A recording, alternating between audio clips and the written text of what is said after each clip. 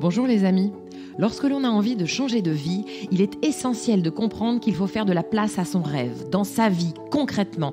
Concrètement, il faut passer du fantasme « j'aimerais être une artiste » à la réalité. Qu'est-ce que je fais pour devenir une artiste quand je suis avocate et que je bosse 20 heures par jour, 7 jours sur 7 ?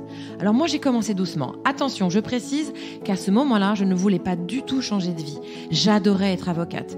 Mais j'étais déjà très attirée par la comédie et l'écriture. Donc j'ai eu l'envie saugrenue d'écrire une pièce de théâtre. Problème, je vous l'ai dit, je bossais 20 heures par jour, week-end compris. C'est pas une blague, c'était ma réalité. J'ai donc vite réalisé que ma seule fenêtre de tir, c'était ma pause déjeuner. J'ai donc arrêté les restos et opté pour la livraison de sushis ou de sandwichs au bureau. Je mettais une alarme pour sonner la fin de la pause et pendant 1 heure, j'écrivais. Problème, à peine j'avais commencé à écrire que l'alarme sonnait. L'heure passait en quelques minutes. J'avais même pas entamé mes sushis. Et c'est donc frustrée et affamée que je reprenais mes dossiers de réassurance, avalant un sushi entre 2 appels téléphoniques, ne pensant qu'à une seule chose, ma pause déj du lendemain. Je me souviens m'être dit un jour, mon Dieu, qu'est-ce que j'aimerais passer ma journée à écrire ? Et c'est ce que j'ai fait. Un jour, j'ai pris la décision de changer de vie pour devenir humoriste. Première étape, écrire un spectacle. Donc, un premier sketch, donc des vannes et drôles si possible. Là, clairement, la pause déj ne serait pas suffisante si je voulais avoir écrit un spectacle avant mes 80 ans. Il fallait que je fasse plus de place à mon rêve dans ma vie. J'ai donc utilisé une grenade. J'ai dégoupillé une lettre de démission sur un coup de tête. J'ai jeté la lettre sur le bureau de mon boss et j'ai fait péter d'un coup 7 ans d'études et 8 ans de barreau. Boum, comme ça, en quelques secondes. Bon, alors moi, c'est ce que j'appelle la méthode Vigneault. C'est une méthode radicale et sans appel. T'as plus le choix, donc tu dois y arriver. Pas de plan B, pas de sécurité. Le saut à l'élastique, mais sans l'élastique. On ne remontera pas sur le pont. Donc là, c'est faites qu'il y ait assez d'eau en bas pour l'atterrissage. Sinon, croyez-moi, ça va être moche. Alors disons-le clairement, peu d'êtres sont doués d'aussi peu de raisons pour utiliser cette méthode. Et je vous rassure, il existe des méthodes plus douces et tout aussi efficaces pour faire de la place à son rêve, à son projet. Et c'est ce qu'on va voir aujourd'hui avec Julie. Bonjour Julie. Bonjour Caroline. Alors Julie, si tu es ici, c'est que tu es un peu attirée par le changement de vie. Que fais-tu dans la vie, Julie, aujourd'hui ? Aujourd'hui, je suis assistante mise en scène sur essentiellement des longs métrages. Donc dans le cinéma, d'accord. Exact. Et ton rêve, c'est quoi ? Ce serait de faire des consultations en fleurs de bac. En fleurs de bac. Donc ça, il faut que tu expliques aux gens qui ne savent pas ce que c'est déjà. Bien sûr. Alors, les fleurs de bac, ce sont des élixirs floraux. D'accord.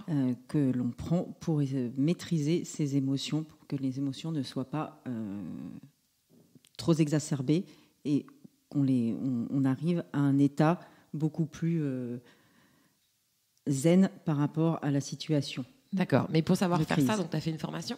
J'ai fait une formation. Donc tu l'as déjà faite ? Tout à fait. Donc tu as déjà commencé à mettre les pieds dans ton rêve. Exactement. Donc tu es assistante réalisatrice, mais tu es aussi formatrice, je ne sais pas comment on dit. Oui, conseillère. Conseillère en fleurs de bac. Ça, c'est déjà acté. C'est déjà acté. Alors, qu'est-ce qui te manque ? Qu'est-ce que tu voudrais faire ? Ne faire que ça ? Ne faire que ça. J'aime bien ce que vous voyez pas, mais Julie, elle est comme ça. J'aimerais ne faire que ça. En fait, tu voudrais vraiment sauter complètement. Parce que là, en gros, tu as un pied dans chacun des 2 métiers. J'ai plus qu'un pied dans l'assistanat mise en scène. C'est ce qui te fait vivre. Voilà, exactement. Et les fleurs de bac, j'en fais dès que je peux. Voilà, un peu. D'accord. Alors, qu'est-ce qui te manque alors, plutôt, qu'est-ce qui t'empêche de te lancer complètement ? Alors, en entendant justement ton témoignage et ton changement de vie, il y a quelque chose qui m'est apparu, parce que c'est vrai que je mets tout sur l'argent. Oui, mais voilà. Tu sais que chaque introduction, elle est écrite parce que, il faut le savoir, quand les gens viennent faire ce podcast, ils m'envoient une petite fiche avec des questions que je pose. Et donc, en fonction de ça, j'écris l'introduction qui touche. Et j'ai vite compris qu'il y avait un problème lié à la place de ton rêve dans ta vie. Et tu as bien vu. Voilà. Donc, en fait, tu m'avais dit, mon problème, c'est l'argent. Oui. D'accord. Parce que tu payes ton loyer, j'imagine, ta vie. Complètement. Et que les fleurs de bac, aujourd'hui, ça ne t'apporte pas assez d'argent pour en vivre. Tout à fait. D'accord. Et qu'est-ce que tu fais pour changer ça? Et bien justement, en entendant ce que tu étais en train de raconter sur ta propre vie et ton changement de vie, je me disais aussi que donc j'ai tout mis sur voilà, je n'y arrive pas parce que je ne sais pas si je vais gagner assez d'argent pour mes enfants, le loyer. C'est ce qui est vrai d'ailleurs. C'est sincère, c'est un fait Complètement. objectif. C'est un fait objectif. J'ai un métier qui me rapporte de l'argent et qui me permet de vivre. J'ai envie de faire un autre métier qui aujourd'hui ne me rapporte pas d'argent, donc ne me permet pas de vivre. Donc c'est difficile de lâcher celui qui me rapporte de l'argent pour me lancer dans celui qui ne me rapporte aujourd'hui rien. Ça, c'est un état de fait et qui est logique. La question, c'est qu'est-ce que tu fais pour changer ça ? Eh bien, Allez. Eh bien, qu'est-ce que je fais ? Eh bien, pas assez de choses, ça c'est très clair. D'accord. Donc, évidemment, j'ai les réseaux sociaux pour poster des témoignages, toutes choses qu'on poste sur les réseaux sociaux en relation avec les fleurs de bac, évidemment. Et je continue à faire mes consultations, mais j'avoue que je n'ai pas la ténacité que tu as eue et que mon travail d'assistante mise en scène me prend énormément de temps et que j'ai du mal à... Et pour avoir fait un film également, je sais que ça prend beaucoup de temps, mais entre deux projets, tu as du temps. Les week-ends, tu as du temps. Voilà. Alors, entre deux projets, j'enchaîne beaucoup, donc j'en ai pas beaucoup. Mais même une journée, c'est du temps. C'est vrai. Et la question, c'est qu'est-ce qu'on en fait ? Quel est l'investissement que tu vas mettre ? Parce que, arrête-moi si je me trompe, mais j'imagine que ce qu'il te faudrait, c'est une clientèle plus importante. Tout à fait. Donc, c'est te faire connaître, trouver une clientèle, trouver des gens qui, d'ailleurs, les gens qui nous écoutent peut-être ne connaissaient pas les fleurs de bac, ne savent pas que ça pourrait les aider dans leur vie au quotidien. En tout cas, c'est ça. Et la question, c'est qu'est-ce que tu fais concrètement, à part dire il me manque de la clientèle, en parler à tes amis ou ta famille et garder les 2-3 personnes, ou 10 ou 15, je ne sais pas combien tu en as. Et qu'est-ce que tu fais pour développer ça concrètement ? Est-ce que tu fais des choses concrètes ? Déjà, est-ce que tu as un projet ? Est-ce que tu as une vision ? Non. En fait, alors, oui, non, mais c'est ça, c'est bien vu, c'est juste. Je te donne un conseil. Première chose à faire, je donne ça un conseil souvent, mais déjà, prends un carnet. Bon, moi, j'utilise des Moleskine, mais c'est une marque, mais je ne travaille pas pour eux, mais c'est parce que j'aime bien ces carnets, ils sont très beaux. Mais prenez un petit carnet déjà, et le premier pas, c'est pose le problème.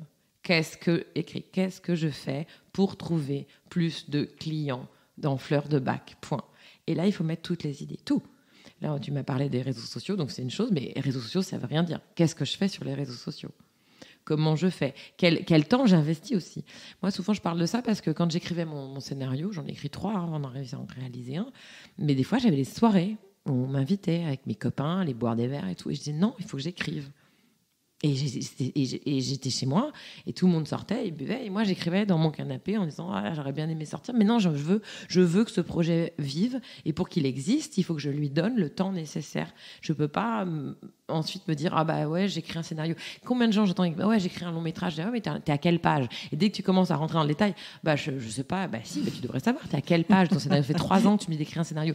Oui, mais en ce moment, j'ai pas eu trop de temps, mais t'es parti en vacances, hier soir t'es sorti, tu peux très bien te dire, au lieu de regarder une série, je vais l'utiliser ce temps-là, je vais l'utiliser pour mais je suis fatiguée, mais j'ai envie.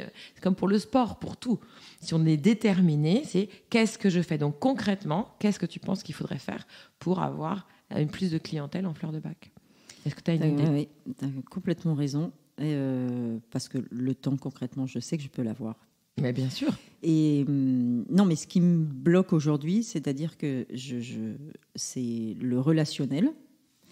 Déjà, rien que de parler dans ce micro, pour moi, c'est compliqué. Au cas où personne ne l'aurait entendu. Et donc... C'est jamais facile de faire... quand on n'en a pas l'habitude de parler, d'entendre sa voix, c'est un peu compliqué. Voilà, je sais que je suis ultra compétente et je n'ai que des retours positifs. Ça déjà, faut le mettre en numéro 1. Donc déjà, tu as déjà une expérience... Et elle est positive. Et les gens sont contents de ton travail.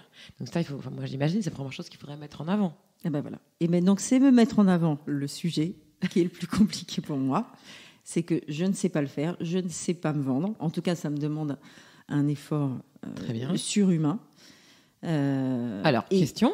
Excuse-moi, si ça, tu te rends compte que c'est ta limite. Ok, c'est peut-être, et c'est vrai. C'est pas parce que tu es compétente pour déterminer, faire un diagnostic et faire la bonne potion, je sais pas comment on dit, élixir, je sais pas comment il faut dire, que ça, c'est une compétence. Se vendre et se faire de la pub exo, c'est une autre compétence qui n'a rien à voir. Donc, tu as le droit de ne pas être bonne là-dessus. Mais tu peux, dans ce cas-là, trouver des personnes qui savent le faire. Est-ce que tu peux investir, ne serait-ce que dans de la publicité? Je le dis souvent, mais faire de la publicité aujourd'hui, c'est facile. Avec Instagram, avec Facebook, tu payes, tu mets un chiffre. En plus, ça peut être 3 euros, 10 euros, 100 euros. Et ce qui fait que ta pub, elle va sur des sites. Tu choisis même sur quel est le type de personne que tu veux toucher. Donc ça, c'est faisable. Tu peux aussi faire des consultations, aller voir des gens dont c'est le métier, en disant voilà, moi j'ai besoin. Aller taper sur Internet comment faire sa pub sur les réseaux. Regarder des tutos pour apprendre à le faire.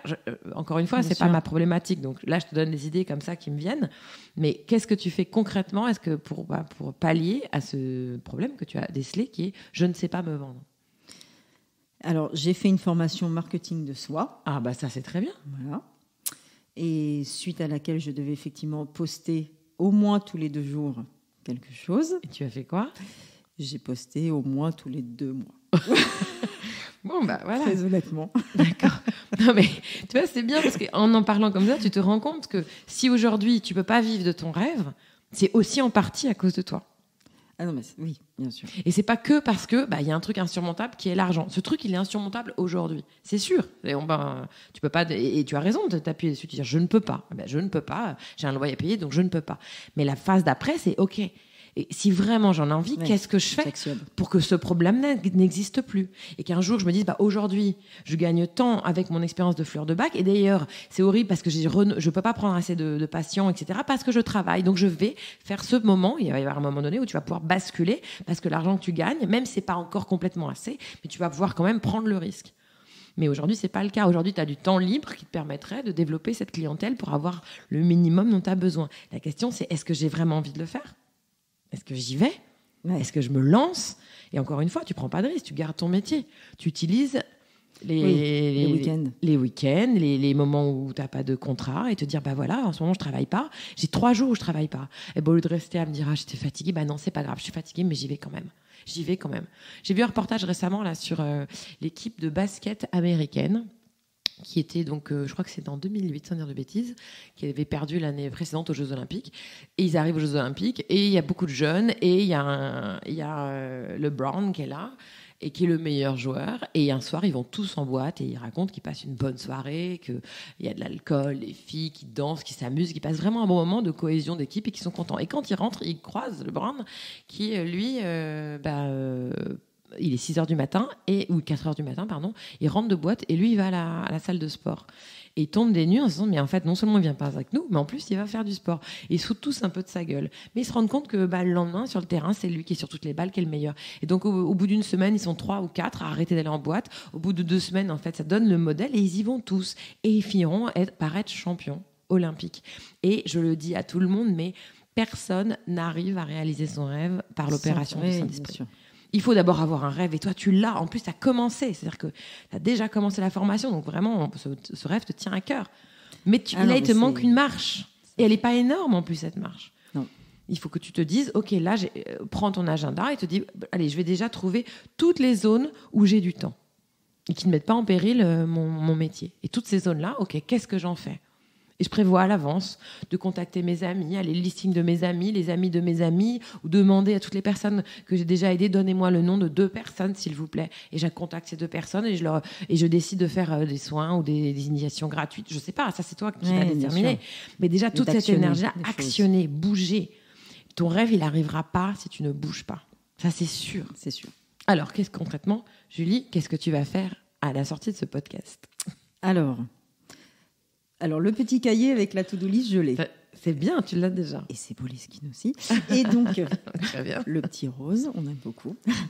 Et justement, cette semaine, peut-être parce que j'étais motivée, parce que je savais que j'allais faire ce podcast, et que concrètement, je dois être honnête avec moi. Donc là, je me rends bien compte qu'effectivement, il y a plein de choses que je ne fais pas, que je devrais faire.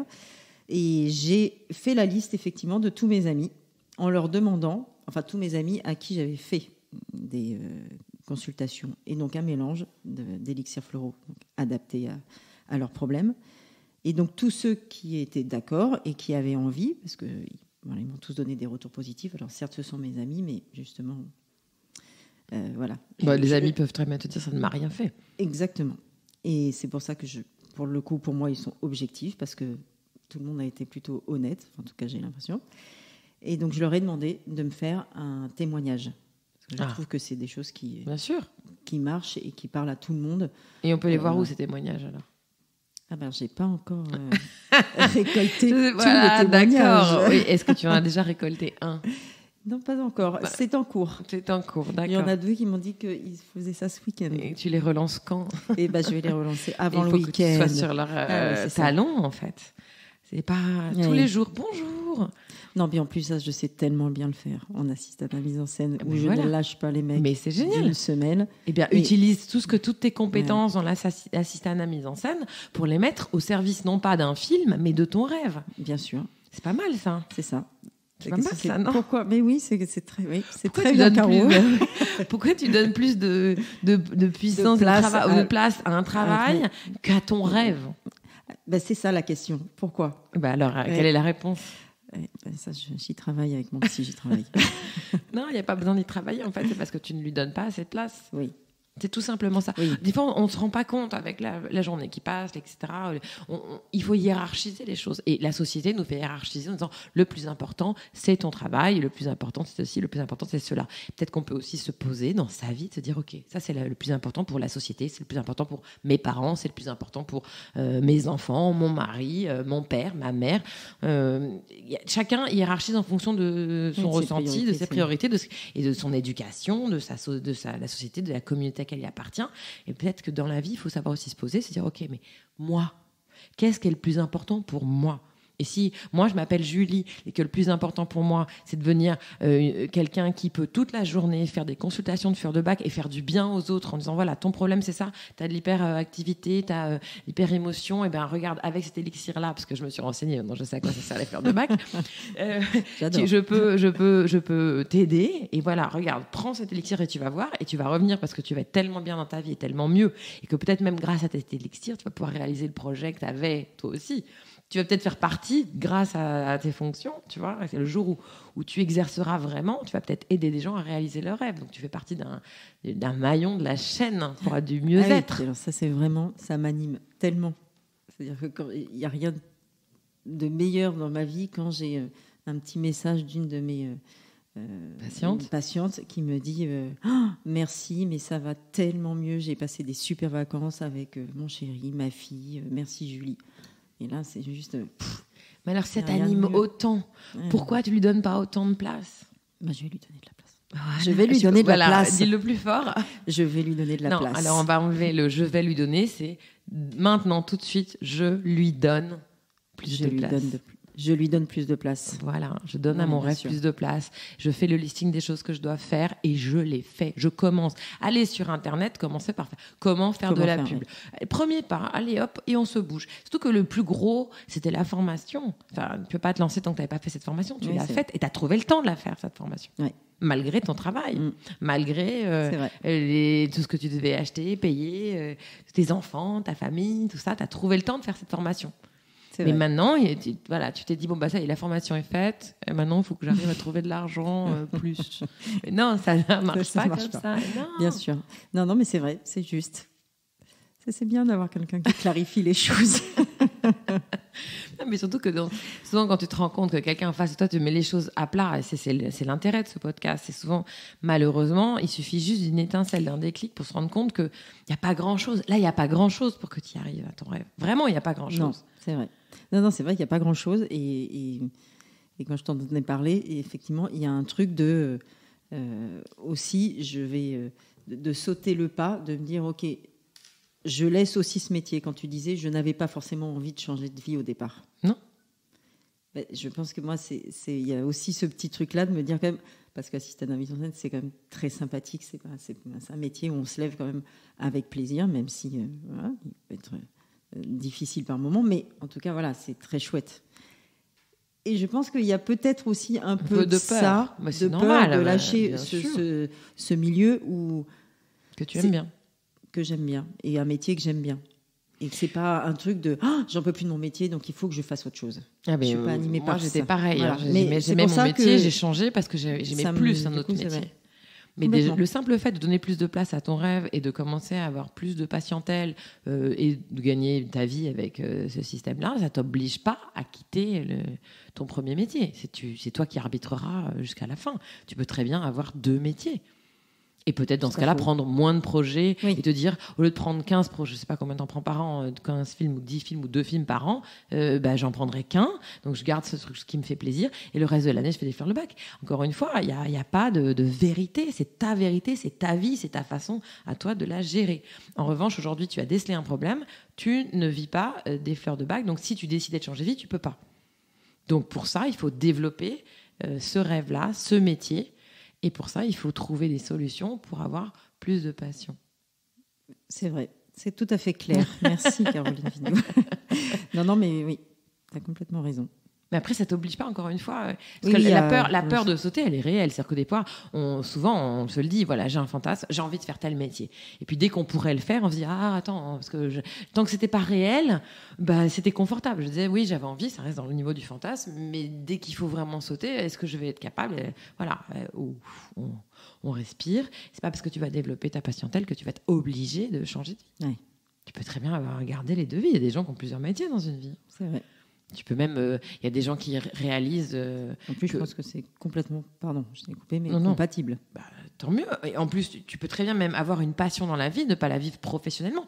Changer de vie, ça ne veut pas dire seulement changer de profession. Ça pourrait très bien dire quelqu'un qui voudrait faire du théâtre et qui se rend compte qu'en fait, il pourrait, prenant une semaine de plus de vacances ou trouvant 4/5e, se libérer pour faire du théâtre en amateur et réaliser comme ça le rêve de sa vie qui est de monter sur scène et pas pour autant de vivre toutes les difficultés qu'ont les gens qui ne trouvent pas de boulot, etc. Et de monter une petite troupe avec des voisins. Enfin, encore une fois, il n'y a pas de vraie vérité. C'est sa propre vérité. Sa vision de sa vie, qu'est-ce qu'on veut pour sa vie.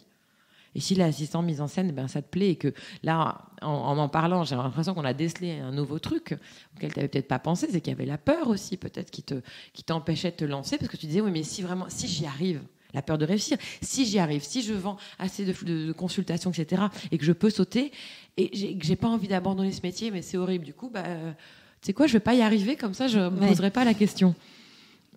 Non, si tu y arrives, ça ne veut pas dire que tu es obligé de sauter. Il ne faut pas oublier ça. Bien ça, sûr. C'est intéressant aussi. Tu vois, la peur de réussir. La peur de réussir. Oui, ça, je l'ai bien, cette petite notion. C'est vrai, tu l'as déjà? Tu l'avais? Oui. Alors, c'est bien de la concrétiser, de la verbaliser. Oui. Par moments, je me dis, mais c'est n'importe quoi de penser ça. Mais, mais c'est pas n'importe quoi. Oui, non, mais c'est vrai qu'il y a un côté presque... pas orgueilleux, mais en tout cas de surconfiance. Mais écoute, ce qui ne me ressemble pas, ou j'ai l'impression que ça ne me ressemble pas. Et d'un coup, je me dis, non, mais attends, mais si je réussis, et que ça se trouve, je n'ai pas assez de temps pour voir tout le monde. Mais moi, c'est ce que je te souhaite. C'est ce qu'on te souhaite tous, que tu n'aies pas assez de temps pour voir tout le monde. Donc, du coup, tu dois prendre d'autres collaboratrices et former et devenir une multinationale de bien-être qui aidera un peu plus les gens à se sentir mieux. Ah, la musique qui démarre. Ça veut dire que c'est la fin de ces 20 minutes. Merci beaucoup, Julie. Merci à toi, Caroline. Alors, on prendra des nouvelles de Julie pour savoir si elle a réussi à faire plus de place à son rêve et si ça a eu de l'effet. Et dis-moi, Julie, si on a envie de te contacter pour une consultation en fleurs de bac, on fait comment ? Alors, j'ai un site internet où il y a mon compte Instagram et mon numéro de téléphone. D'accord. Et c'est quoi l'adresse de ce site internet ? C'est fdebac.com. fdebac.com, les amis. fdebac.com. Et alors, si ça vous intéresse, si vous avez envie, moi, que je vous coachcast, vous pouvez aussi vous inscrire sur coachcastbycaroline@gmail.com avec aussi la page Insta, la page Facebook pour vous inscrire. Allez, la phrase de cette conclusion aujourd'hui sera de Confucius. Qui veut déplacer une montagne commence par déplacer de petites pierres. Bon, clairement, je crois que Confucius, lui, il n'est pas pour la méthode Vigneault à la grenade. Non, il prône un changement progressif, non radical. Une méthode douce qui, avouons-le, elle fait moins peur, si. Donc, les amis, qu'est-ce qu'on fait ? On se fixe des objectifs concrets, réalisables, on leur donne du temps, on leur donne de l'énergie, on leur donne de la place dans sa vie et un jour, on pourra réaliser son rêve. Celui de devenir, je sais pas moi, accessoiriste, cadet de la République, si c'est un métier, dalleur, e-consultant, fabricant, gainier, habilleur, iconographe, oui, ou bien jardinier, et pourquoi pas karatéka, laborantin, machiniste, nacrier, obstétricien, packager éditorial, coaliticien, rabbin, sage-femme, tabletier, UI designer, valet de chambre, wagonnier, xénobiologiste. Oui, ça c'est les X. Yield manager, ça c'est les Y. Zinger pour les Z. Et pourquoi pas aussi humoriste ou bien alors, avocate. Et pourquoi pas aussi consultante en fleurs de bac, c'est possible. Allez les amis, on choisit son rêve et nous on se retrouve très vite avec un nouvel invité dans un nouvel épisode. Je vous embrasse.